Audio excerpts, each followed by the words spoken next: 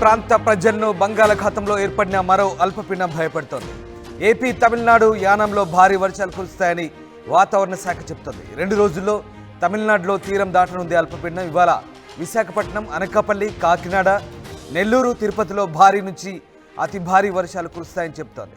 ఇక విజయనగరం, కృష్ణా, బాపట్ల, ప్రకాశం జిల్లాలో భారీ వర్షాలకు అవకాశం ఉంది. దక్షిణ కోస్తా తీరంలో గంటకు 55 కిలోమీటర్ల వేగంతో ఈదురుగాలు వీస్తాయి. మత్స్యకారులు వేటకు వెళ్లొద్దంటూ అధికారులు హెచ్చరిస్తున్నారు. అల్పపీడనంతో సముద్రం అల్లకల్లోలంగా మారింది.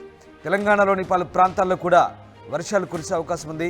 భారీ వర్షాలతో ప్రజలు అప్రమత్తంగా ఉండాలంటూ అధికారులు సూచిస్తున్న పరిస్థితి. నైరుతి బంగాళాఖాతంలో అల్పపీడన ప్రభావం కొనసాగుతోంది.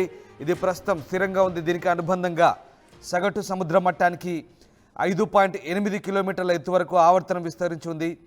రానున్న 2 రోజుల్లో ఇది మరింత బలపడి పశ్చిమ వాయువ్య దిశగా తమిళనాడు తీరం వైపు వెళ్లే అవకాశం ఉందని ఏపీ విపత్తుల నిర్వహణ సంస్థ చెబుతోంది.